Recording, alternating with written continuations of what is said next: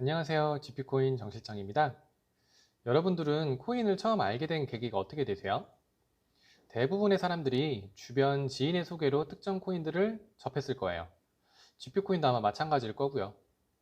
저는 여러분들하고는 살짝 다른 경로로 GP코인을 만나게 됐는데 지금부터 저 정실장의 GP코인 입문기 스토리 시작하겠습니다. 잠시만요. 네, 불과 3, 4년 전만 하더라도 저는 코인이란 건 전부 다 사기라고 생각했어요. 그거는 제 성격과도 관련이 있고, 일단 저는 타인의 말은 잘 안 믿는 성격입니다. 처음부터 남을 신뢰하지 않는 성격은 아니고, 여기서부터는 아무도 궁금해하지 않으시겠지만, 일단 이야기의 흐름상 제 원래 직업부터 소개를 시켜드릴게요. 제 원래 직업은 보험회사에서 14년 동안 근무한 베테랑 보험사 직원이었습니다. 당연히 보험회사는 여러 가지 부서가 있는데, 저는 특히 그 중에서 보험 사기 조사팀에서 근무했어요. 어떤 업무를 하는지는 대충 감이 잡히시죠? 매년 발생하는 보험 사기 피해 금액이 수조 원에 이르기 때문에 각 보험사들이 보험 사기 조사팀을 운영하고 합법적인 절차로 보험 사기꾼들을 조사하고 피해 금액이 발생하지 않도록 미리 근절하는 거예요. 현장 조사를 시작으로 하루를 여는데 어떤 엄청 친절하게 생기신 아주머니가 저한테 막 밥상까지 차려주면서 안내를 해주셨는데 역시 그분도 보험 사기꾼이었고 간혹 가다가 이제 흉기를 들이밀면서 협박을 하시는 분도 있어요. 뭐 그런 분은 알지 않아도 어차피 사기꾼이었고요.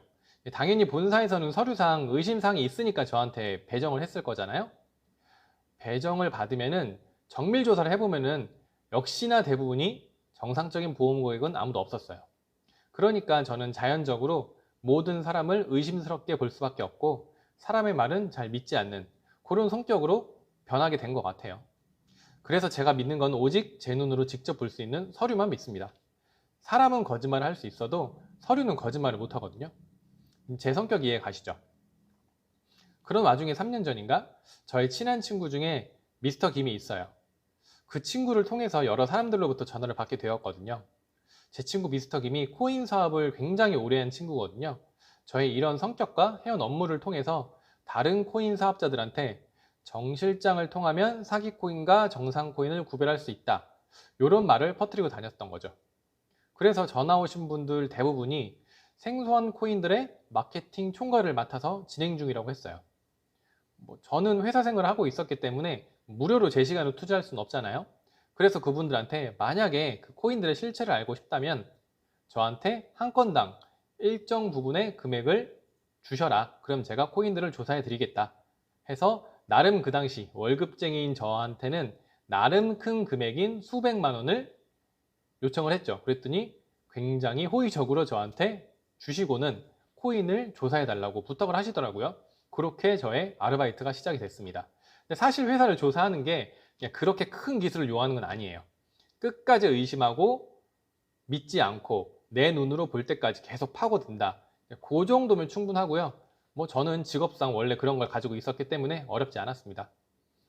여기서부터 저한테는 코인이란 게 더 사기라는 생각이 확고해졌어요. 본인들이 하는 마케팅 이 코인들이 확신할 수 있고 신뢰할 수 있다고 자신 있게 말하면서 저한테 의뢰를 했던 거거든요. 근데 그 코인 회사들이 모두가 페이퍼 컴퍼니였어요. 제가 이렇게 진행하는 회사만 20군데가 넘는데요. 그 20곳 다 마찬가지였어요. 설립한 지 한 달도 안 된 회사도 있고요. 자기는 회사들이 돈이 굉장히 많다 이런 분들도 있었는데 결국은 사업자 자체가 없었고요. 아니면은 대표이사가 굉장히 유명한 사람이다라고 했는데 사기 경력으로 유명한 사람도 있었고요.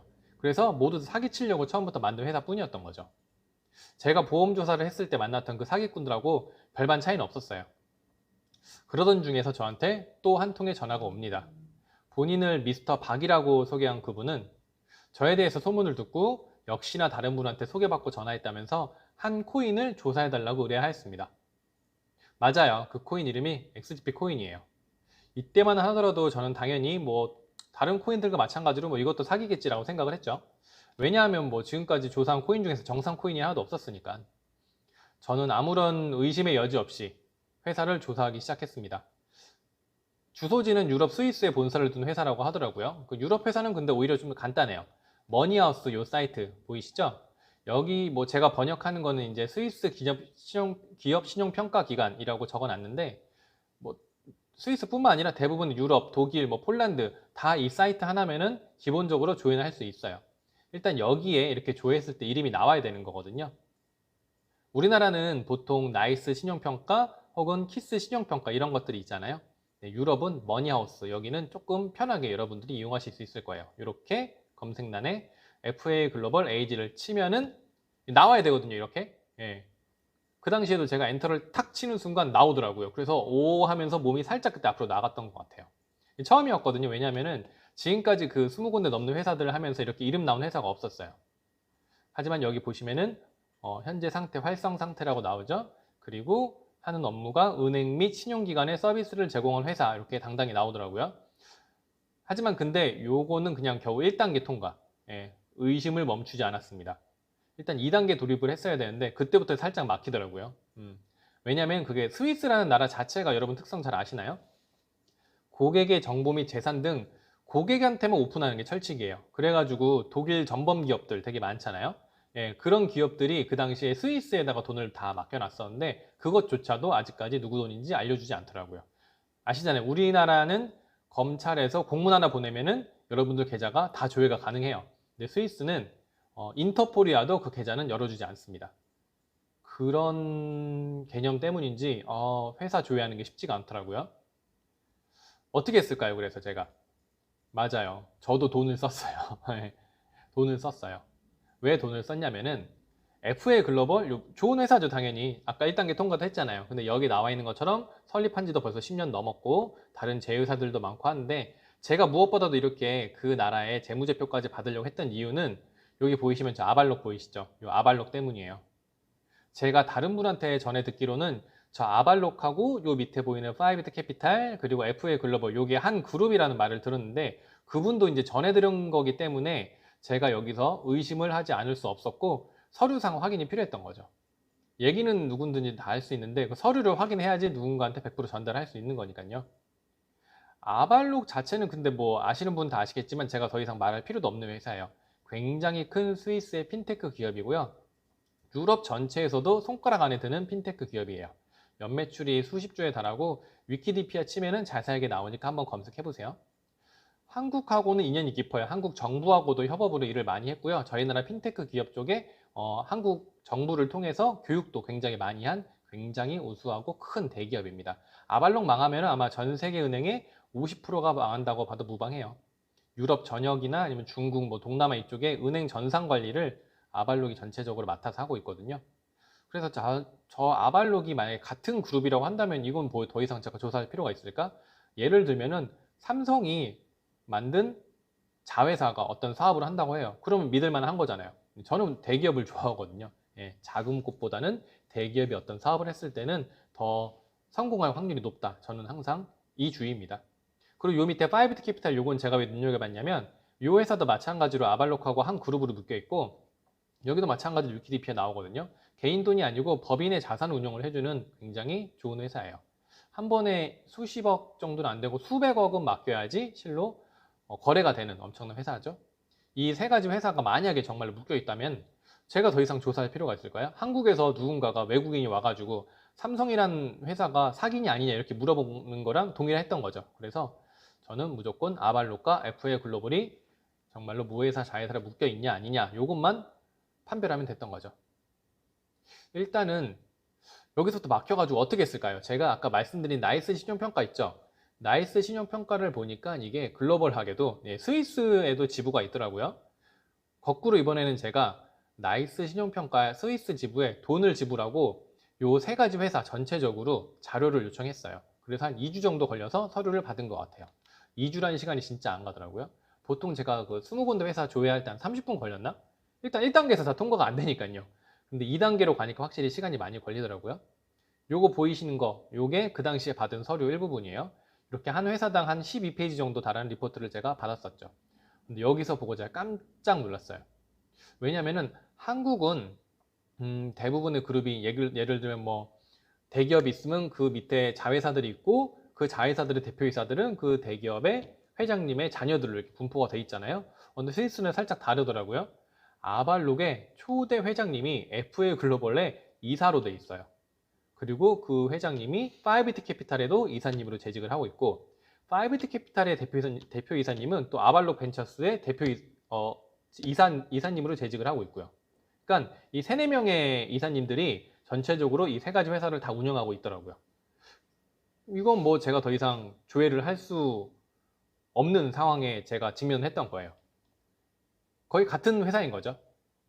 근데 제가 왜 계열사까지 조사를 하고 검증을 했을까요? 아까 말씀드린 그 내용 때문이에요. 작은 회사보다는 모기업의 자금력, 인력, 마케팅 능력 등 모든 것이 투입이 되기 때문에 성공 여부가 달라지게 돼 있던 거죠. 그래서 제가 아발록에 그렇게 집착을 했던 건데, 그 실마리가 요 서류 하나 받고 제가 다 풀려버렸던 거예요. 그래서 제가 어떻게 했을까요? 요 세 가지 회사의 비밀인지 알게 됐잖아요. 아발록하고 5비트 캐피탈 그리고 FA 글로벌이 묶여 있다. 이걸 알게 됐을 때 제가 한 행동은, 저한테 그 XGP를 처음에 검증 의뢰했던 미스터 박 있죠. 예, 그분한테 받았던 돈을 돌려드렸습니다. 예, 돌려드리면서 그 대신에 저랑 같이 GP코인을 하자고 제가 오히려 반대로 권유를 했어요. 근데 그 당시 재밌게도 FA 글로벌에 XGP 코인을 가입을 하려면은 스폰서, 그러니까 추천인이 있어야 됐어요. 저랑 미스터 박 둘 다 가입이 된 상태가 아니었기 때문에 저희는 반대로 인터넷을 통해서 굉장히 괜찮은 스폰서를 찾아 나섰고, 그렇게 저하고 미스터 박은 가입을 완료했습니다. 내돈내산이라고 하죠. 이 스토리가 제가 GP코인을 시작하게 된 계기입니다. 이 스토리를 여러분들한테 들려드린 이유는, 최소한 내 돈이 투자되는 거잖아요. 내 돈이 투자되는 한에 있어서는 이 정도 검색은 해야지 사기는 안 당하지 않을까요? 저는 그게 당연하다고 생각을 하거든요. 내가 알고 있는 옆집 언니, 밑에 살고 있는 동생, 친한 친구, 물론 뭐 믿음 중요하죠. 근데 그 친구들이 하는 말보다는 스스로 검색을 해보고 서류를 내 눈으로 봐야지. 혹시라도 잘 안 되더라도 그 친구를 원망하지 않고, 일단 제 선택이잖아요. 투자는 무조건 제 선택입니다. 그 친구를 원망하지 않기 위해서라도 제 스스로 판단을 해야 되는 겁니다. 그리고 무엇보다도 투자 실패를 해도 열받아요. 예를 들면 제가 삼성전자 주식을 샀는데 그 주식이 3% 떨어져 봐요. 정말 미칠 것 같거든요. 근데 하물며 아예 그게 정상적인 투자 아니고 내가 사기였다? 내가 사기당했다고 생각하면 저는 멘탈을 못 이길 것 같더라고요. 그래서 어디 투자를 할 때나 혹은 남 탓하기 싫어서라도 철저하게 분석을 하고 자료를 내 눈으로 파헤쳐 봅니다. 그게 저는 맞다고 생각을 해요.